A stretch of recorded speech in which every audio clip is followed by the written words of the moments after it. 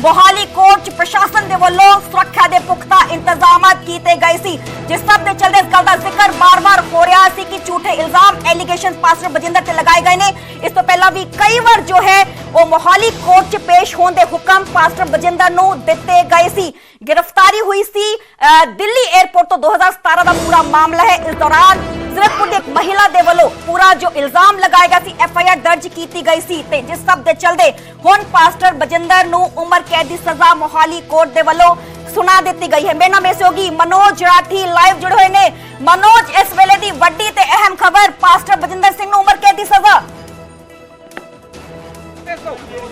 बिल्कुल सरबजोत, इस टाइम की बड़ी खबर पास्टर बजिंदर नूं उम्र कैद की सजा सुना दी गई है। तो दस दिए कि 2018 का यह पूरा मामला सी, रेप का मामला सी, जीरकपुर पुलिस स्टेशन के विच मामला दर्ज होया सीगा और उसके बाद लगातार करीब 7 साल यह पूरा केस चलिया ते हुण जाके 28 तरीक नूं ਇਹਦੇ ਵਿੱਚ ਜਿਹੜੀ ਦੋਸ਼ੀ करार दिता गया ਸੀਗਾ और उस तो बाद ਅੱਜ एक अहम फैसला सुनाया गया है। उम्र कैद दसी गई है कि उम्र कैद जी है वो सजा सुनाई गई है, टिल डेथ दसी जा रही है। हालांकि थोड़ी देर तक ये ऑर्डर जोड़े है वो आ जाएंगे, लेकिन अज कह सकते हैं कि वड्डी कह सकते हैं कि सजा सुनाई गई है। मोहाली कोर्ट वालों एक सजा सुनाई गई है, उम्र कैद जी है पास्टर बजिंदर नूं दित्ती गई है। ये तुहानूं दस दिए कि टोटल 7 अक्यूज सीगे, एक की डेथ हो गई सी ते 5 जिहड़े आ बरी कर दिते गए ने, जबकि एक सिर्फ पास्टर बजिंदर सिंह उसनूं उम्र कैद जी है सजा सुनाई गई है। एक कह सकते हैं कि एक बड़ा फैसला मोहाली कोर्ट का, एक बड़ा फैसला। लगातार कयास लाए जा रहे थे कि अज की जिहड़ा सजा सुनाई जानी है उहदे ते सारियां दी नज़रां टिकी हुई सी।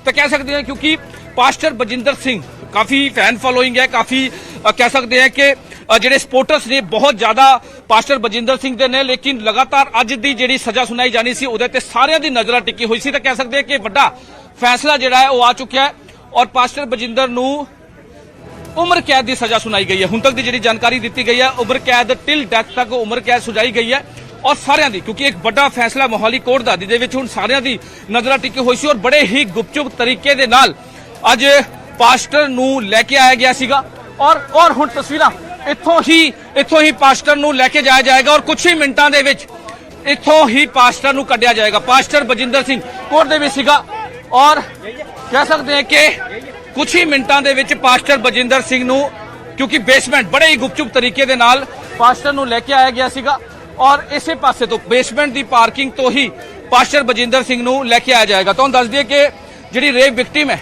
ਉਹਦੇ ਵੱਲੋਂ ਵੀ ਇਹ ਸਾਫ਼ ਤੌਰ ਤੇ ਕਿਹਾ ਗਿਆ ਸੀਗਾ ਕਿ ਵੱਡੀ लंबी जी लड़ाई है असी लड़ी है और हुण जाके सानू उम्मीद है कोर्ट ते। और अज कुछ ही मिनटां पहला सब तो पहला न्यूज़ 18 ते तुसी जिहड़ी उम्र कैद की जिहड़ी सज़ा सुनाई गई है टिल डेथ दसी जा रही है और कुछ ही देर तक असी जिहड़े वकील ने उन्हां नाल भी असी गलबात करांगे जिहड़े रेप विक्टिम है और कुछ ही मिनटां ते इसे पासे तो उसनूं लैके जाया जाएगा। हालांकि पटियाला जेल उन्होंने लैके जाया गया सीगा 28 तरीक नूं जद दोषी करार दिता गया सीगा और अज बहुत ही ज्यादा सिक्योरिटी लाई गई सी। पुलिस वालों पुख्ता इंतजाम किए हुए सी कि किसी भी तरह कोई भी पास्टर के नेड़े तेड़े ना आ पाए। बहुत ही गुपचुप तरीके दे नाल उन्होंने बेसमेंट तो लैके आया गया सीगा पिछों और उसनूं कोर्ट दे विच पेश किया गया और विदिन 10 तो 15 मिनट के अंदर उसनूं सजा सुनाई गई है, उम्र कैद की सजा सुनाई गई है। असीं कह सकते हैं कि एक बड़ा फैसला मोहाली कोर्ट का, एक बड़ा फैसला जिहड़ा है वो आया और टिल डेथ थोड़ी देर तक ये ऑर्डर जी है ऑर्डर की कॉपी साडे कोल पहुंचेगी। लेकिन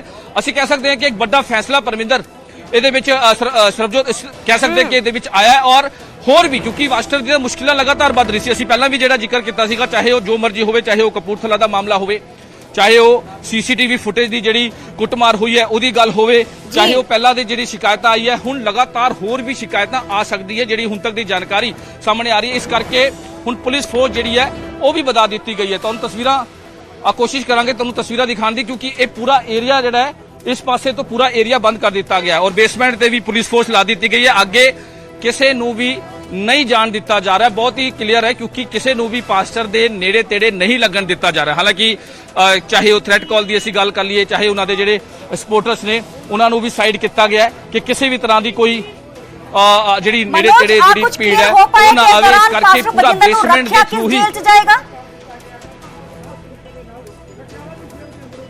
देखो बिल्कुल हुण जाके हुण इसनूं मैडिकल कराने तो बाद हुण पटियाला कोर्ट दे विच लैके जाएगा या कित्थे लैके जाएगा थोड़ी देर तक क्लीयर होएगा। लेकिन कह सकते हैं कि सरबजोत एक बड़ा फैसला जिहड़ा है वो जरूर देखने को मिल रहा है और इहदे विच ਤੁਹਾਨੂੰ ਦੱਸੀਏ ਕਿ ਕੋਰਟ ਨੇ ਤੁਹਾਨੂੰ ਦੱਸ ਦਈਏ ਕਿ ਬਚਾਅ ਪਕਸ਼ ਵੱਲੋਂ ਯਾਨੀ ਕਿ ਪਾਸਟਰ ਦੇ ਜਿਹੜੇ ਵਕੀਲ ਹੈ ਉਹਨਾਂ ਵੱਲੋਂ ਦਇਆ ਦੀ ਅਪੀਲ ਵੀ ਕੀਤੀ ਗਈ ਸੀ, ਲੇਕਿਨ ਕੋਰਟ ਨੇ ਸਾਫ਼ ਤੌਰ ਤੇ ਖਾਰਿਜ ਕੀਤਾ और खुद ये भी कोर्ट ਦੇ ਵਿੱਚ साफ तौर ਤੇ ਕਿਹਾ ਗਿਆ है कि खुद को धर्मखुरू की तरह पेश करने वाले ਜਿਹੜਾ ਇਹ ਵਿਅਕਤੀ ਹੈ ਇਸ ਤਰ੍ਹਾਂ ਦਾ ਜੇਕਰ ਅਪਰਾਧ ਕਰਦਾ ਹੈ ਤਾਂ ਫਿਰ ਜਿਹੜੇ ਵੀ ਜਿਨ੍ਹਾਂ ਦੇ ਵੀ ਆਸਥਾ ਹੈ ਉਹ ਆਸਥਾ ਜਿਹੜੀ ਹੈ ਉਹ ਕਿੱਥੇ ਜਾਏਗੀ। ਦੇਖੋ ਬਹੁਤ ਸਾਰੀ ਚੀਜ਼ਾਂ ਹੈ ਕਿ ਕਿਸ ਤਰ੍ਹਾਂ ਇਹਨਾਂ ਦੇ ਫੈਨ ਫੋਲੋਇੰਗ ਨੇ, ਕਿਸ ਤਰ੍ਹਾਂ ਦੇ ਜਿਹੜੇ ਇਹਦੇ ਵਿੱਚ ਨੇ, ਇਹ ਬਹੁਤ ਸਾਰੀ ਚੀਜ਼ਾਂ ਜਿਸ ਨੂੰ ਲੈ ਕੇ ਜਿਹੜਾ ਕੋਰਟ ਵੱਲੋਂ ਵੀ ਕਿਹਾ ਗਿਆ ਕਿਉਂਕਿ ਦਇਆ ਦੀ ਅਪੀਲ ਬਚਾਅ ਪਕਸ਼ ਵੱਲੋਂ ਜ਼ਰੂਰ ਕੀਤੀ ਗਈ ਸੀ, ਲੇਕਿਨ ਕੋਰਟ ਵੱਲੋਂ ਬਹੁਤ ਹੀ ਕਲੀਅਰ ਕਿਹਾ ਗਿਆ ਕਿ ਜੇਕਰ ਧਰਮ ਗੁਰੂ ਹੋਵੇ ਜਾਂ ਫਿਰ ਇਸ ਤਰ੍ਹਾਂ ਦੀ ਜਿਹੜੀ ਲੋਕਾਂ ਨੂੰ ਵਧੀਆ ਚੀਜ਼ ਜਿਹੜੀ ਹੈ ਉਹ ਦੱਸੇ, ਧਰਮ ਦੀ ਸਾਈਡ ਜਿਹੜਾ ਹੈ ਉਹ ਕਿਤੇ, ਲੇਕਿਨ ਇਸ ਤਰ੍ਹਾਂ ਦੀ ਜੇਕਰ ਕੋਈ ਚੀਜ਼ ਕਰਦਾ ਹੈ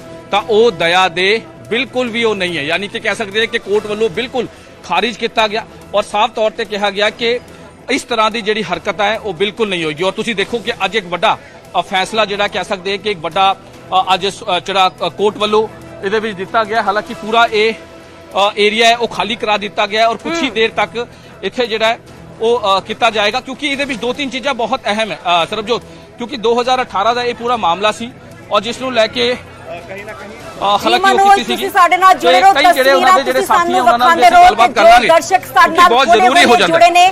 ਵੱਡੀ ਖਬਰ ਦਾ ਅਸੀਂ ਜ਼ਿਕਰ ਕਰ ਰਹੇ ਹਾਂ, ਪਾਸਟਰ ਬਜਿੰਦਰ ਨੂੰ ਉਮਰ ਕੈਦ ਦੀ ਸਜ਼ਾ ਮੋਹਾਲੀ ਕੋਰਟ ਦੇ ਵੱਲੋਂ ਸੁਣਾਈ ਗਈ ਹੈ। ਰੇਪ ਕੇਸ 'ਚ ਬਜਿੰਦਰ ਸਿੰਘ ਨੂੰ ਉਮਰ ਕੈਦ ਦੀ ਸਜ਼ਾ ਸੁਣਾਈ गई है। 2018 का पूरा मामला है।